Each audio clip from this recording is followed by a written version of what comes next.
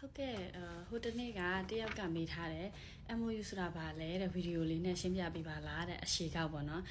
MOU ဆိုတာ Memorandum of Understanding လို့အရှေ့ကောက်အဓိပ္ပာယ်ရပါတယ်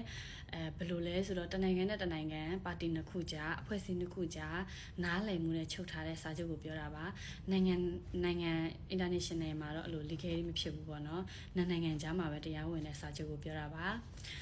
သူကဘယ်လိုလဲဆိုတော့ဟိုတစ်ဖက်က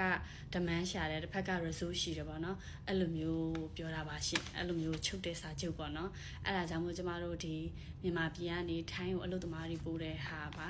ဒီဘက်ကအဲ့လိုပေါ့ demand ရှိတယ်ဟိုဘက်က resource ရှိတယ်ပေါ့အဲ့လိုမျိုးလေး